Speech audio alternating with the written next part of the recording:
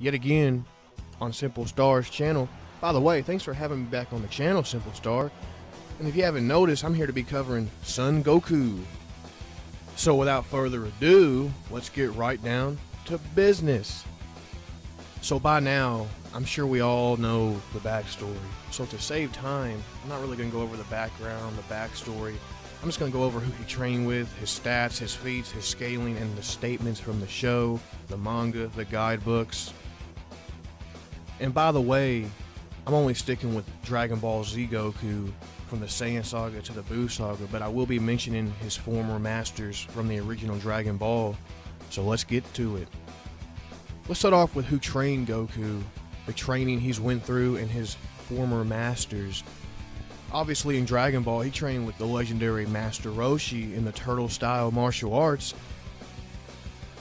He would train with very heavy turtle shells on his back. Master Roshi would have them walk miles each day carrying milk. He had them move around large boulders. He would train with Korin the cat and get even faster throughout Dragon Ball with him, and drink the ultra divine water. He would even train with Mr. Popo and Kami, aka God of the Earth himself, being trained how to dodge lightning, being calm of mind, even being taught how to break out of basic illusions. Then in Dragon Ball Z, he trains with King Kai. He learns the Kaioken and the Genki Dama, aka the Spirit Bomb. He technically did train on Yard Rat for a moment, and he did learn the instant transmission nonetheless. He's trained on 10 times that of Earth's gravity. He's trained in 100 times that of Earth's gravity. And heck, he's even comparable to base form Vegeta, who trained in 400 times that of Earth's gravity. Now, let's go over what he has done, his quote-unquote feats, what he has accomplished, where he's going to scale to in terms of power. After training with King Kai, he raised his base power level to right above 8,000. He was able to then dominate Nappa using the weakest form of Kaioken, the same Nappa who was recently dominating casual moon-busting foes. And his best showing in the Saiyan Saga was when he countered Vegeta's planet-busting Gallet Gun with his own Kamehameha Kaioken times 4. Showing right there, he is planetary status. Now we move on to planet Namek, but before he got to Namek, as I mentioned, he was training in 100 times that of Earth's gravity.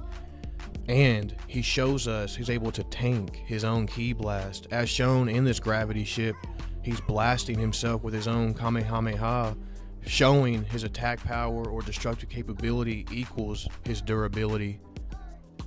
He gets to Namek, he's able to dominate 2 members of the Ginyu Force, aka Jeice and Birder. And Jeice and Birder are stronger than planet-busting Vegeta from Earth, meaning Goku, just in his base form now, is planetary status. He does not have to use the Kaioken to be planetary. And on Namek, he obtains the legendary Super Saiyan form and defeats the Tyrant Frieza. And if we remember anything about Frieza, Frieza in his first form, with one finger, blew up a planet with 10 times the gravity of Earth. And when compared to the size of the Earth, it's clear to see this planet is much larger. And the force put behind this attack to destroy this large planet was calculated to be 1.7 tenatons of force, which is actually high dwarf star level. And this is first form Frieza. Goku defeated final form Frieza, who is 200 times stronger than his first form. We'll skip to the Cell games, the Cell Saga, since mainly in the Android Saga, he obtains the Heart Virus and kind of spends a few episodes getting back to full health, and then he trains. So we're going to go to when he trained in the Hyperbolic Time Chamber with Gohan, and he mastered his Super Saiyan form, when he was casually able to walk around in his Super Saiyan form. And this mastered Super Saiyan form is stronger than both 17 and Android 18 from the Android Saga, and both of them are more powerful than Namek Frieza. And for what it's worth, he was even able to keep up with Perfect Cell during combat, while as a mastered Super Saiyan.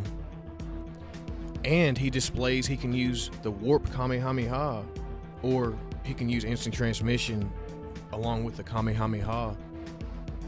Now, we move on down the line to the Buu Saga. Goku shows us he has Super Saiyan 2 he obtained. He also shows us he has Super Saiyan 3, as shown when he demonstrates it on Majin Buu.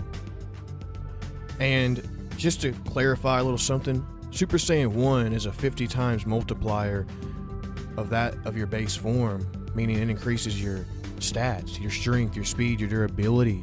Super Saiyan 2 is 100 times that of your base form, or double Super Saiyan 1. Super Saiyan 3 is 400 times that of your base form. And while a Super Saiyan 2, he was able to fight on par with Majin Vegeta. And while a Super Saiyan 3, he stated he could have destroyed Fat Buu. And Fat Buu was the same Majin Buu who slaughtered a galaxy over a few years, putting him multi-solar system level easily. And he even fought on par with Kid Buu, who was confirmed to be stronger than Fat Buu.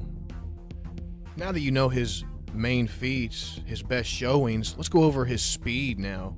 You see, in the early Raditz saga, Raditz was able to react and dodge Piccolo's special beam cannon. Now this special beam cannon is around 3 times faster and stronger than the attack Piccolo blew up the moon with, and this attack that blew up the moon hit the moon in around 2 seconds, which is relativistic to the speed of light. Meaning, at the very least, folks, the special beam cannon should be at the very least light speed, meaning Raditz himself is able to react and dodge light speed attacks.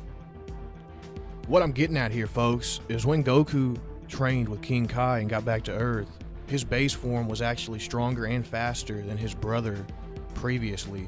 But even if we lowball his speed right there after training with King Kai in his base form, it would at the very least be light speed, meaning when he uses the Kaioken times 2, 3, or 4, that would put him times 2, 3, or 4 above the speed of light.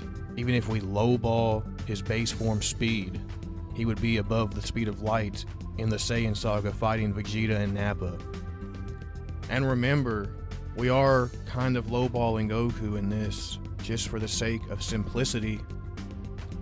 And as I mentioned in the Buu saga, he was fighting on par with Kid Buu, and Kid Buu was faster and stronger than Fat Buu. Fat Buu slaughtered a galaxy over a couple years.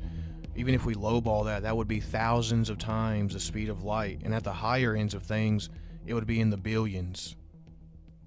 So now that we went over his speed, let's go over his durability. That should be easy. You see, his durability is equal to his DC, his destructive capability, due to the fact he does use ki energy, and ki energy is your own life force energy, meaning whatever you can exert out of your body can also take that.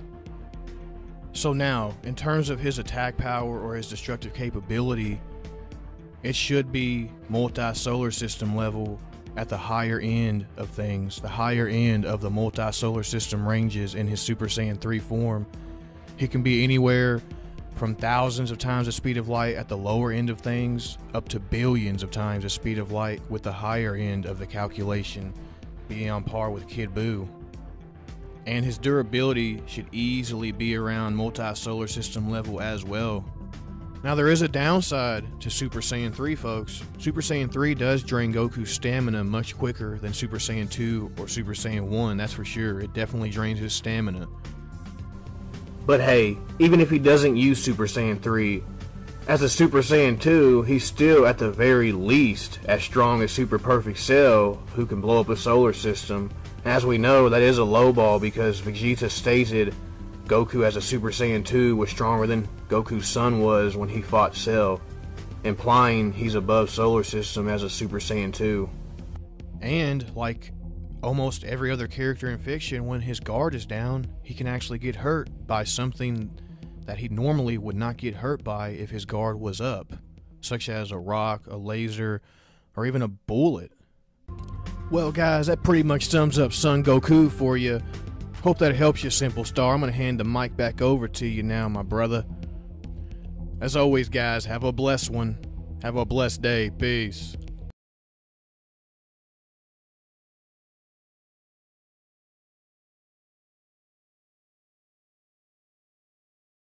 Reimi is the eternal shrine maiden, and she normally takes care of her, well, shrine. But that's not all she does. She also beats yokai. To fight yokai, she doesn't just use her hands, even though she's pretty good at hand-to-hand. She uses her two main weapons that she constantly uses.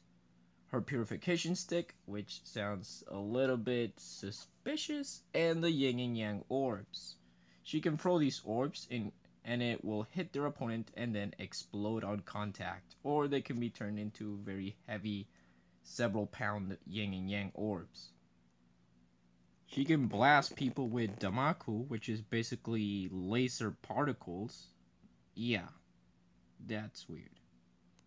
She can use it to blow stuff up or other people, or create shield-like barriers that electrocute the opponent when they're close or nearby it. Ryumi is incredibly strong. She can lift and throw her own energy balls, and yes, she can touch particles, energy, and this thing, basically. And she can keep up with Marisa, who basically, thanks to her spell card, can basically pull two planets together. Now back to the yin and yang orbs. These are used to explode on contact, but that's not all. They can also create and make you smell your favorite aroma. Yeah, I know it's a weird power. Communicate with others telepathically, and they explode. Oh, and it can also turn into a cat. Oh, and if she concentrates hard enough with her yin and yang orb or looks at it directly, it will explode and collapse the entire planet, leaving literally nothing left of it. But that's not where her power and stats stop. She defeated Shiniki, who created her own alternate version of Jinsokyo. Now, it's not 100% confirmed this is an exact replica of Jinsokyo, because it doesn't have hell or heaven, but it does have a bunch of stars and even constellations. So back to the point, Rimi was able to defeat and along with Shiniki destroy this pocket dimension, which resulted in a explosion that wiped out the entire pocket dimension. This would put her around solar system level. And if you're still iffy about the whole thing, then there is Shiniki complimenting and saying she wrecked the place, aka her pocket dimension. And if you're probably wondering, then why didn't it destroy Earth itself? In this clip, well, we can clearly see here herself flying to her alternate dimension. And don't tell me this is space, because there's obviously space in Jinsokyo itself, so she's obviously creating a portal to her own dimension. Now as for speed, she can dodge attacks from Marisa, who basically shoots light speed final spark attack. And she can keep up with opponents that are massively faster in light and faster in light themselves. She can keep up with Yuumu, who has speeds of Mach 200 and 7,000. Yeah, intense. Oh, and she also destroyed Shion's dimension, which is much smaller than Shiniki's, but it's still pretty impressive. For other abilities, well, she can see the future, has mind resistance, as she can survive the lunatic eyes, which make people go insane, and she can break the fourth wall. She's capable of creating after images or disappearing in a moment. Oh, and she also survived a fire that was supposed to kill her. Yeah. Freaking. She can also use fantasy nature, which allows her to literally leave reality, though it does have a time limit.